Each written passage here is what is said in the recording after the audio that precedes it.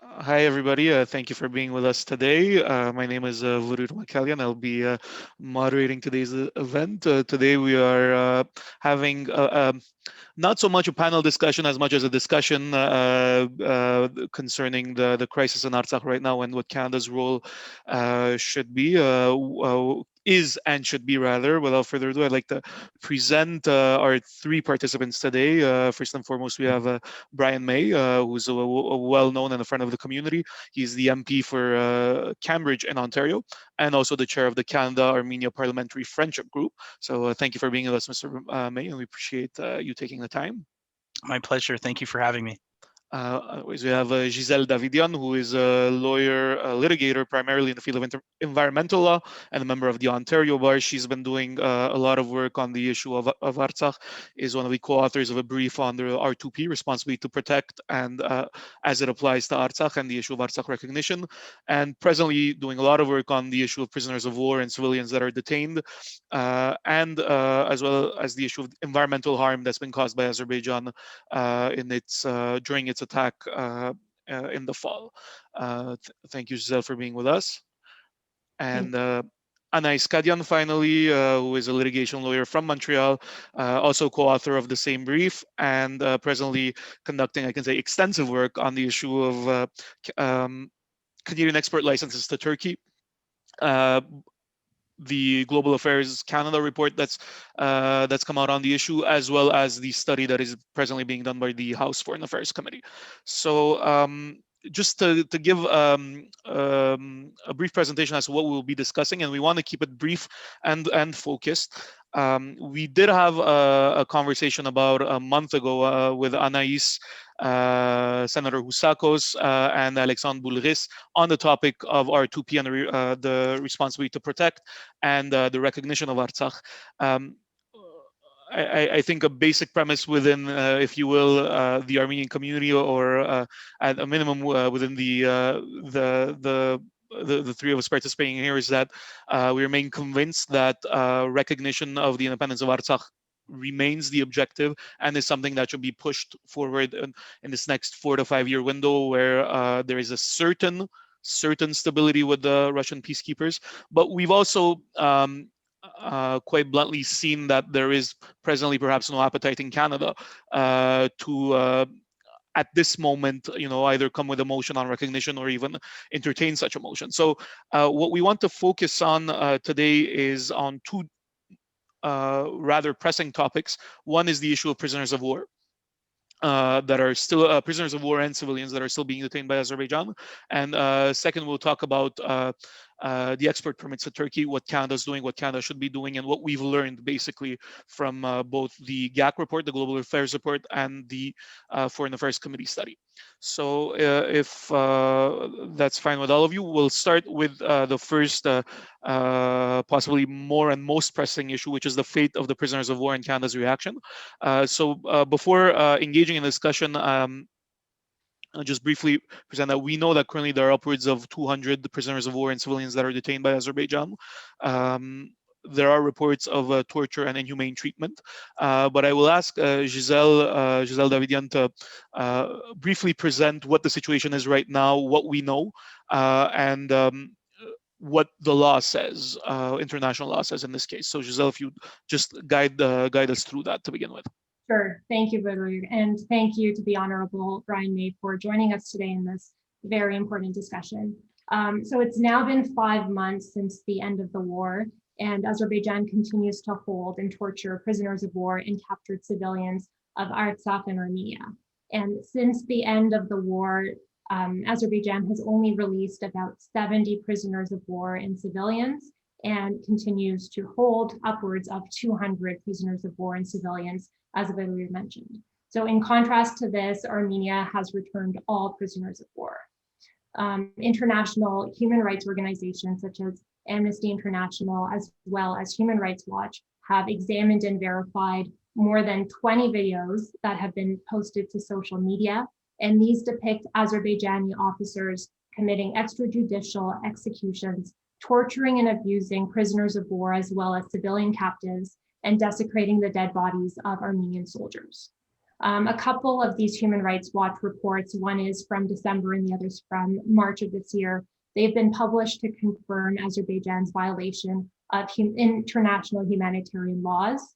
The reports set out just gruesome details of some of what Armenian prisoners of war have endured. This includes numerous examples of torture, things like prolonged and repeated beatings, electric shocks, as well as burns. And in addition to this, POWs have reported being given very little water, very little to no food, and just being subjected to very humiliating treatment. In fact, just yesterday, the names of 19 Armenian prisoners of war and civilians who were tortured were released. And there are, I think, 12 civilians and 7 soldiers. So getting back to the initial question, Vrouyr, of sort of the law aspect, Azerbaijan's actions are a clear violation of international humanitarian law. The Third Geneva Convention is relative to the treatment of prisoners of war, and I'll go over some of the key provisions. Article 118 of the Third Geneva Convention stipulates that prisoners of war shall be released and repatriated without delay after the cessation of active hostilities.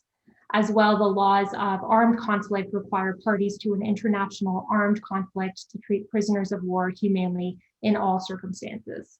There's also Article 13 of the Third Geneva Convention, and that's about protecting POWs, particularly against acts of violence or intimidation and against insults and public curiosity.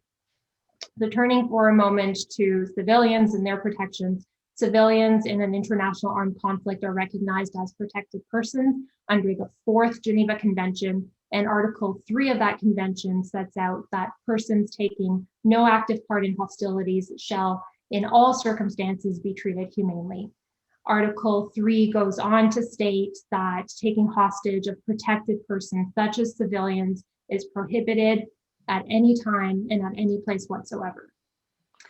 Azerbaijan is also party to, and therefore bound by, the prohibition on torture and other degrading or inhuman treatment in international law, and this is set out in Articles 7 and 10 of the International Covenant on Civil and Political Rights, as well as Article 3 of the European Convention on Human Rights. And then finally, Azerbaijan's actions also violate Article 8 of the ceasefire statement. This is the trilateral ceasefire statement that was signed on November 9, 2020. It was among Azerbaijan, Armenia, and Russia. And Article 8 specifically provides for an exchange of the prisoners of war and other detained persons, as well as bodies of the deceased. Thank you for that, Giselle. Mr. May, you've been, I want to say, rather active or proactive on this file. On March 19, you sent a letter as chair of the Canadian Armenian Parliamentary Friendship Group to the Minister of Foreign Affairs, the Honorable Makalian, asking him to call for the release of these prisoners. We have not seen or heard anything. There doesn't seem to be a sense of urgency in that regard. I would actually give you the floor to explain how you came about to write that letter and what the reaction has been on the government side. So first of all, thank you, and again, thank you for having me on this panel. And it is truly an honor to represent my community on this panel. As I'm sure you know, Cambridge has a very large, very active diaspora, and I take this responsibility very seriously. And I would say, up until last year, this was very much a role focused on economics and trade. And the unbelievable shift that I've experienced in this role, and all of a sudden, instead of talking about international trade and development, talking about global affairs and these types of issues, and just the horrific situation that was the war. The letter that you refer to was not the first of its kind, in terms of the response out of the committee.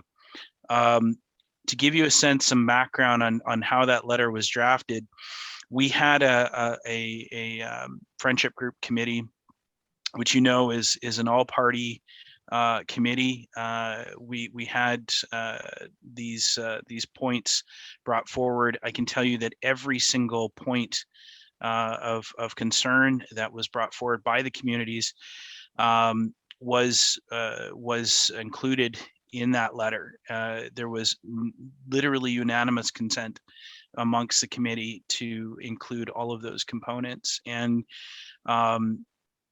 you referred to the November 9th agreement. We were, obviously not happy with the war. We were not happy with a lot of elements of the ceasefire, but one of the things that we did sort of grasp onto as a bit of hope was the agreement on all sides to return prisoners of war. And to not see that been adhered to by Azerbaijan is obviously more than disappointing. It really flies in the face of that agreement. Quite frankly, that letter was very, very simple and very easy to get behind. And as I had said, there was no one within that all-party caucus, if you will, that disagreed with any elements of that letter.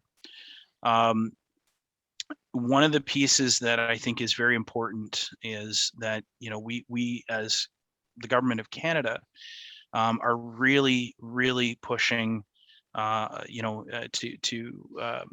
continue the pressure, to not let this just sort of fade away. We want to continue the pressure on Azerbaijan, on Turkey, on Russia, to make sure that the November 9th agreement is seen through. And really, quite honestly, we need to pivot back to OSCE and the Minsk group. We really want to see that come back and for the important work that needs to be done, not just to deal with the November 9th agreement, but really moving forward. How do we maintain any type of stability in that region if we don't have those committed countries at the table discussing how to move forward? And I know that is something that we're continuing to push the new foreign affairs minister to in his conversations with all parties to really push that forward. I think we've not received a response back yet in terms of our letter. I'm looking forward to that, and obviously reserve comment on what we will do at that point. Okay. Thank you for bringing those specifications. And in fact, I think a question that's been on the mind of a lot of people in the community is why has there not been a response to it? Now, there's been on April 28th, there's been an EU statement on calling for the release of political prisoners and civilians detained. You did mention that the government of Canada wants to put pressure to obtain adherence to at least the terms of the ceasefire statement dealing with the prisoners of war. Giselle, if I can turn back to you, what are examples of what Canada could or should be doing that hasn't that either has or has not been done yet? For sure, yeah. There's a lot that can be done. Needless to say, it's a very real and imminent risk of further abuse and killings of Armenian prisoners of war as well as civilians. The International Committee of the Red Cross, which is actually the formal mediator, they've repeatedly stressed the importance of the urgency of the situation and urging for compliance with international law. So first and foremost, we're calling on Canada to urge Azerbaijan to immediately and unconditionally release all remaining Armenian prisoners of war as well as civilians captured. Canada can work with like-minded states on this front, and Vrouyr mentioned EU statement, and that's a very solid, strong statement as well. Last month, the Parliamentary Assembly of the Council of Europe's Monitoring Committee also issued a statement calling upon Azerbaijan to ensure that all Armenian detainees are released without delay into the care of Armenian authorities. And the committee also called for the establishment of an independent international mission responsible for investigating the conflict and allegations of human rights and humanitarian law violations during the recent hostilities. So, Canada can issue its own strong statement as well as express support for the EU and PACE statements, and also express its readiness to participate in independent international missions responsible for doing the investigations. Yeah, and if I can just add, this was something that was done during the war as well. We saw former Global Affairs Minister Champagne. We worked very closely with his office to get those statements out. I can't speak specifically to timing or what might be happening behind the scenes. I am looking forward, like I said, to a response to our letter, and also to reading the reports that the committee is working on right now, which is, I know, another topic, but I think we are working towards getting to a resolution on these.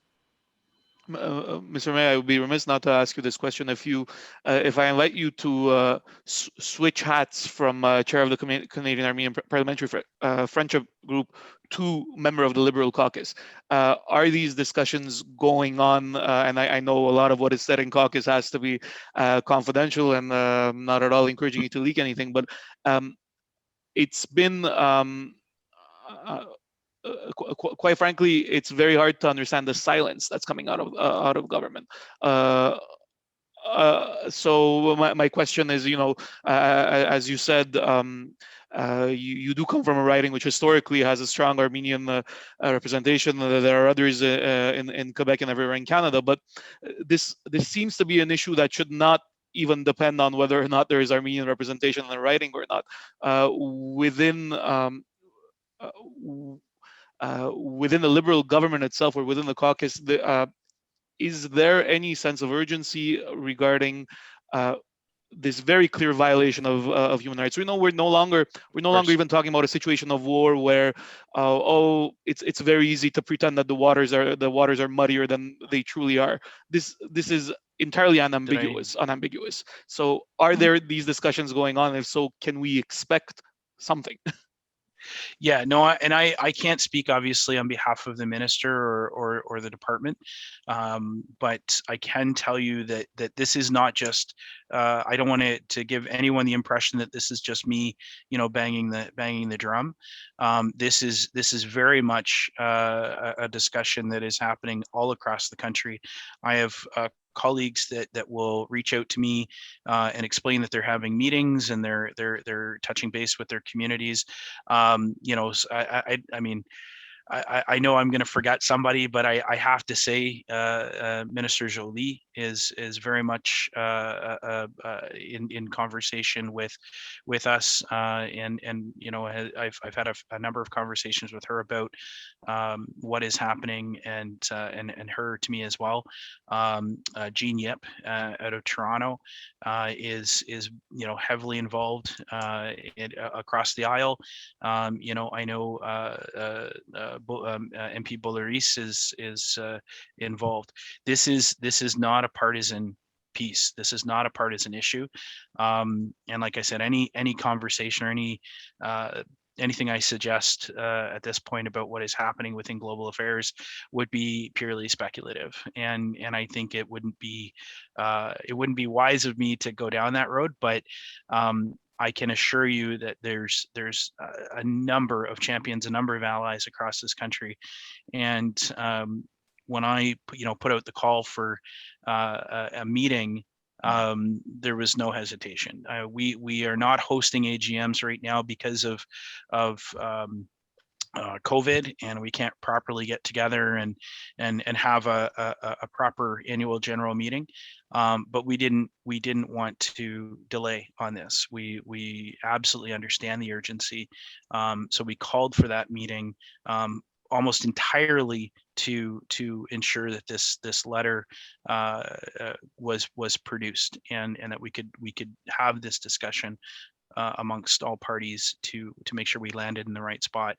I completely appreciate, people want, everyone wants this to happen immediately, and the stress and the fear, of what is happening and the unknown of what is happening. I that's not lost on me. But I think it would be disingenuous of me if I didn't touch base on the fact that there are so many MPs across Canada that are engaged in this conversation. It's well understood. Anais, Kadian, rather, before we turn to the topic of GAC's report, it does touch on to this broader topic, and you mentioned it in passing, Mr. May, but I think it's something that struck a chord when you said when you took this role, it was much more about economic development and creating developing further bilateral relations between Armenia and Canada. It's definitely something that we would much rather, as a community or even as a nation, would much rather focus on those issues. But this all ties into certain geopolitical aspects as to the role of Turkey in this, and what Turkey has sort of forced as a change of focus. So Anais,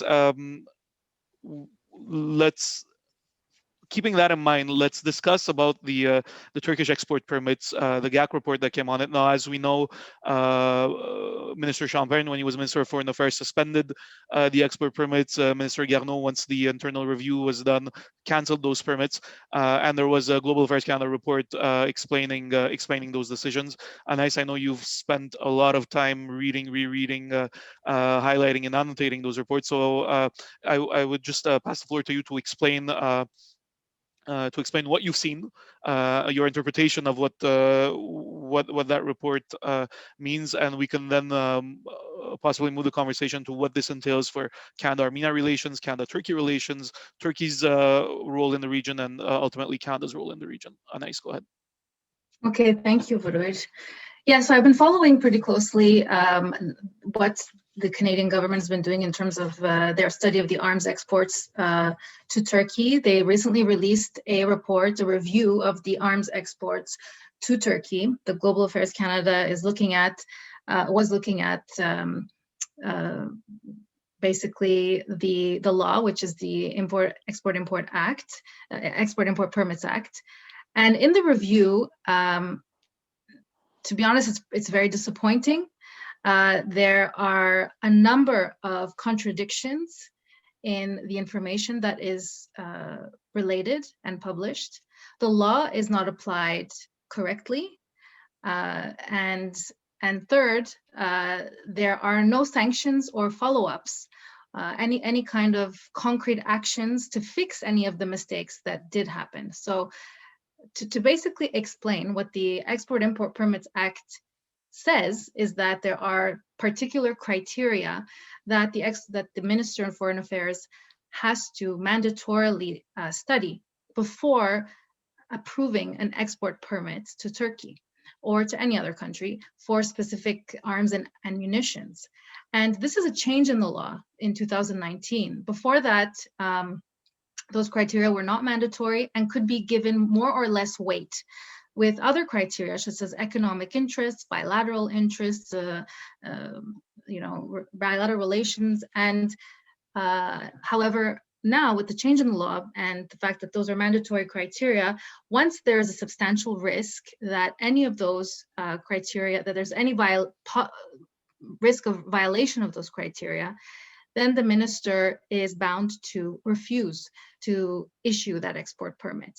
Now, the way that the minister seems to be looking at the law now, when you look at the report that they published, is that they're still following the broad discretionary kind of approach and also taking a very narrow interpretation of the rules. Anais, if I can interrupt you, what are the criteria that are no longer negotiable? So for example, if there is a substantial risk of undermining peace and security, if there's a substantial risk that the export of those munitions could be used to commit or facilitate a violation of international humanitarian law, international human rights law, gender-based violence, acts of terrorism, or transnational crime, then the permit needs to be refused. So in the present report, what the minister does is, first of all, there's a flagrant silence on any analysis of why those permits that were suspended in October were ever issued in May of 2020. There's no analysis under the IPA of that decision. The only analysis that's there is whether any future exports would still respect the law. And the conclusion of the minister in the report is that there is no substantial risk. However, the way that the substantial risk is analyzed is that, and what comes through the report very often, are statements like there's no clear evidence of the use of drones, or there's no clear evidence of a violation, or there's no clear evidence that it would violate international humanitarian law. But that is not the criteria under the law. The law says, is there a substantial risk that it could violate? And in other words, that it could undermine, that it could, that the weapons could be used to commit or facilitate an international, a violation to international humanitarian law. Not that there's concrete proof beyond a reasonable doubt that this happened. It's not a court of law.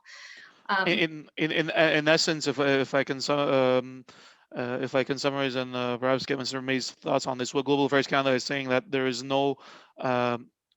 still no substantial evidence suggesting that substantial risk that there is a substantial risk that arming Turkey is detrimental to regional peace and security. Correct. They're saying there's no substantial risk that arming Turkey would violate any of the criteria under the IPA. Mr. Mayor, I'm going to turn the floor to you. In the various discussions that we've had, there is always, the elephant in the room, which is NATO, and Turkey seems to, quite frankly, get a pass on a lot of things that are not NATO related because it keeps wearing that NATO badge. Based on what you've seen, based on discussions that have taken place, based on the fact that just 10 days ago, when we were commemorating the memory of the Armenian genocide, you had Turkish President Erdogan honoring the memory of Talat Pasha, who is an architect of genocide. Is there a sense of exasperation either within the Canadian Armenian Parliamentary Friendship Group or within the Liberal Caucus at large or within Parliament at large with Turkey's behavior? And can we expect a shift in the dialogue where we're no longer simply writing off Turkey's crimes against humanity as another unfortunate incident of our NATO ally going slightly out of line? Yeah, and I think there's a couple different things there I wanted to touch on, but I'll try to be brief. As I had mentioned in the lead up to today, I'm not a lawyer, so I'm not going to speak from a legal perspective. That's absolutely fine. On the report. And again, I can't speak directly to the mindset or where the position of the ministry is, but I do know that this was a very thoughtful process, and the focus definitely was getting to the bottom of the issue of the West Cam parts, and the suspension of that export agreement is something that I was pleased to see. How this is going to move forward, I think is a very, very important discussion, and I think you bring up an incredible point about the legality and interpreting the law appropriately. I know that Foreign Affairs is studying what is happening here, and in fact I think they're meeting today. They're I think 5 sessions, and I'm not familiar with how many sessions they're going to be conducting. I've been watching very closely. It's an interesting process that they're going through, but I look forward to reading that report as well. Hopefully will come out before the summer and before we rise from the summer. And I hope it provides some recommendations for the ministry to follow. I think that we want to see this process go through appropriately. But I look forward to the reading that and hoping that thoughtful discussion that I'm seeing through those committee hearings makes its way through into a report to the department. With regard to the other part of the question, and in terms of Turkey and its lack of recognition of the Armenian genocide, I think it's very clear that Canada has staked its position for, I think, since 2006, that we recognize the genocide and encourage all countries, not just Turkey, but all countries, to recognize this genocide, the importance of that, specifically for people around the world, the diaspora around the world, and the people in Armenia to be able to heal. We know this. We know that this is something that is still cuts very, very deep. I'm very lucky to represent a riding that includes an area of my riding called Ayr, the mayor of which, Sue Foxton, and Sue is Armenian, and she talks very passionately about her father, and how her father, whenever the phone would ring, would just have this moment of, is this family that I've never heard from again? And there was always these stories about the loss and how damaging the loss was for so many.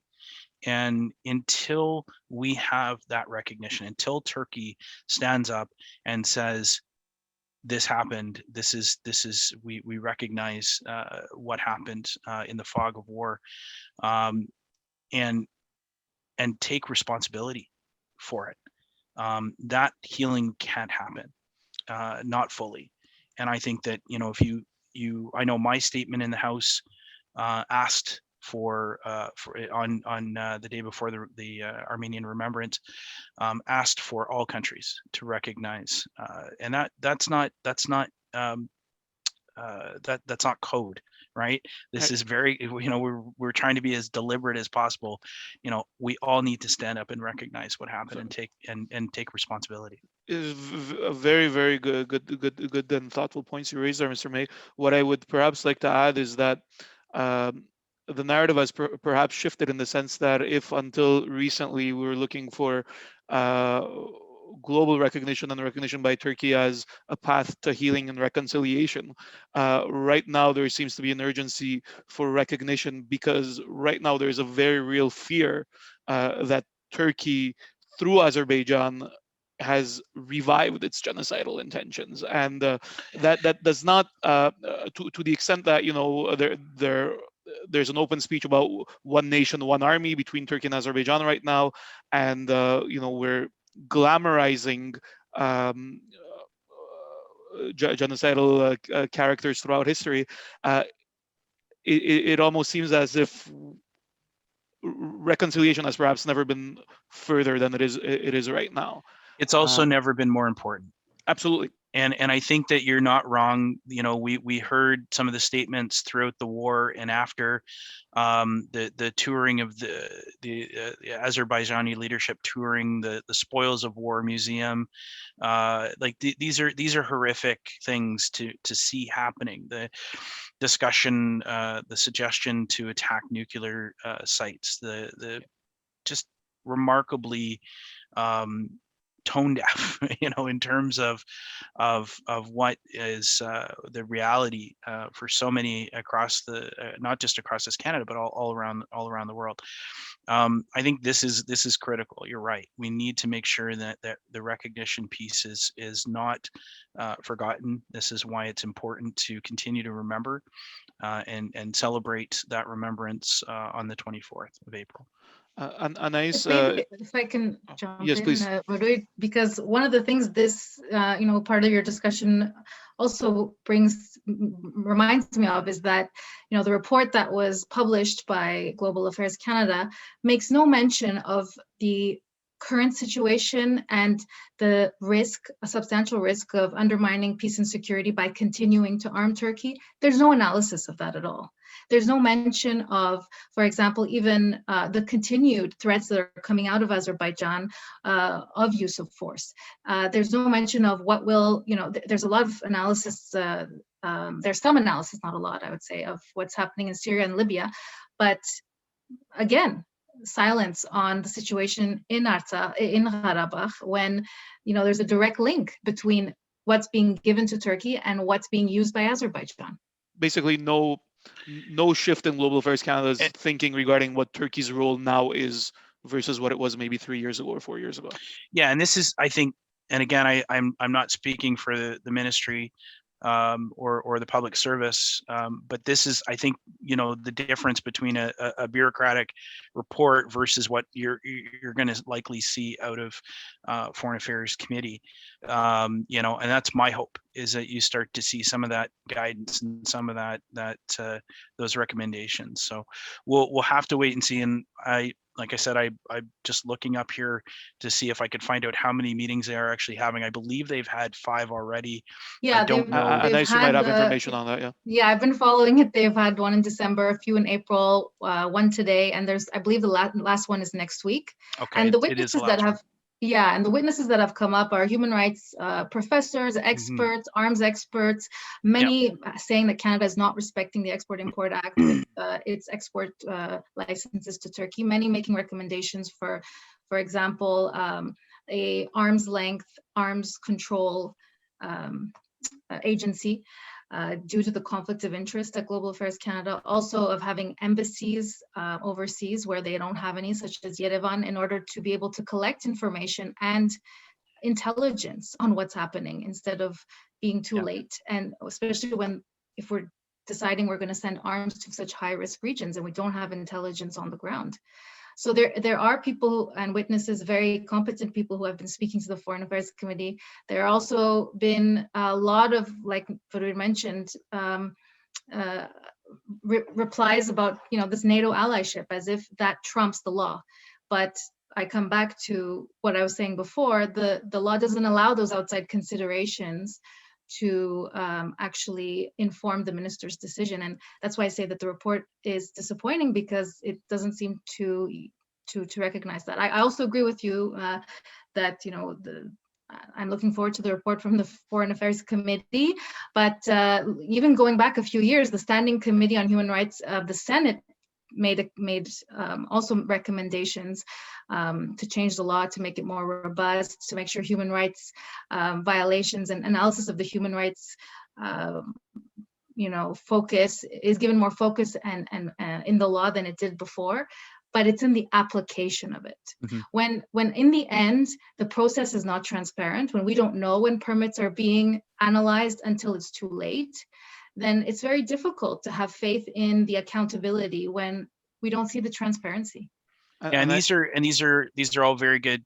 These are all very good points and issues that I know are being discussed, and how do we develop that program? Like, how do we develop that system? I'm cognizant of the fact that this isn't going to change overnight.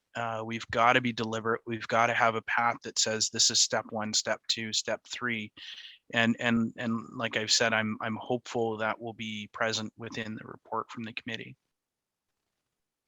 Anais and Mr. May, actually, one point, if we even set aside the analysis of the law, just on the factual findings, there's no debating right now that Turkey got these permits by lying.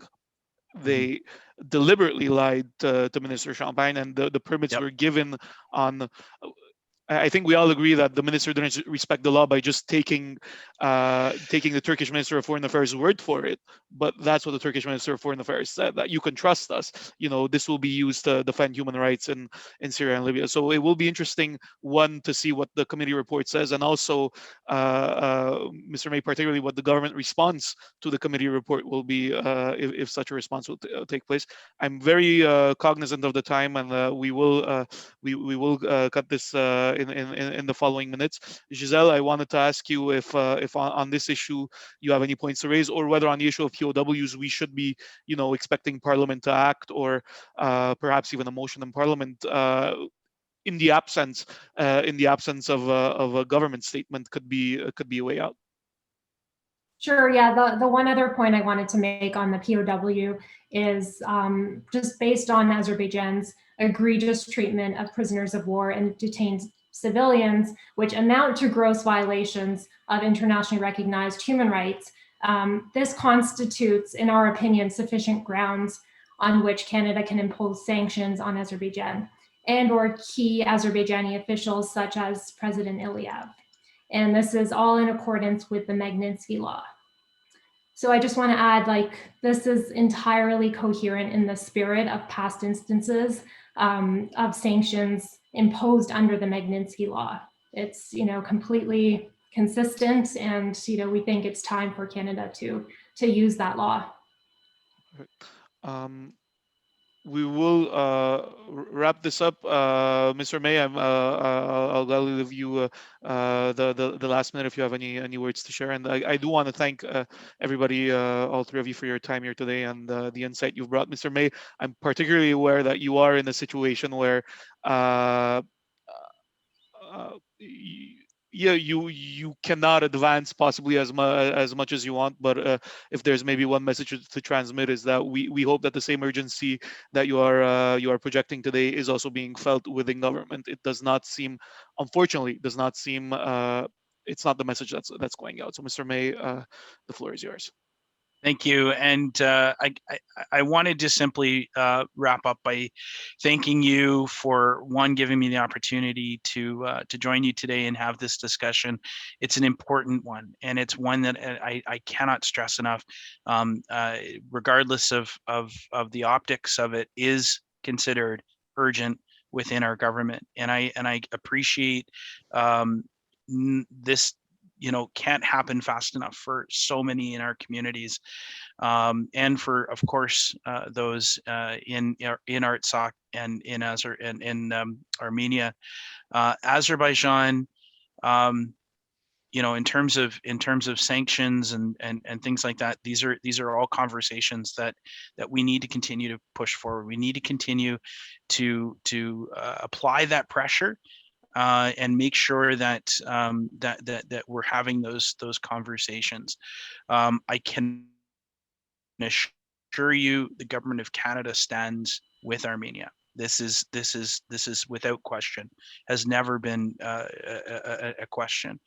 And I think that just to wrap up, because I know we need to jump off here, I just want to send a message to all that are watching across Canada and in Armenia. We are living in a historic time from a number of different fronts. And I just wish everyone to be in a safe situation. I hope that everyone can, stay safe throughout this pandemic, and of course, in the realities that are in Artsakh. And know that your government is doing everything it can on both of those fronts to make sure that we continue to stay safe. I want everybody to take up a bit of a challenge to check in with your friends and your family. If people you've not spoken to, over the last year, just reach out and say hi. And all you got to do is say, just checking in to see how you're doing. The mental health of this country is one that we will have to really focus on for a very long time. And the amount of stress, the amount of pressure that we are all under is something that we need to be aware of and cognizant of. I reach out to my Armenian community on a regular basis, whether I have information to share or not, just to check in and make sure they're doing okay. And with that, I again want to thank you for allowing me to be here today and have this platform.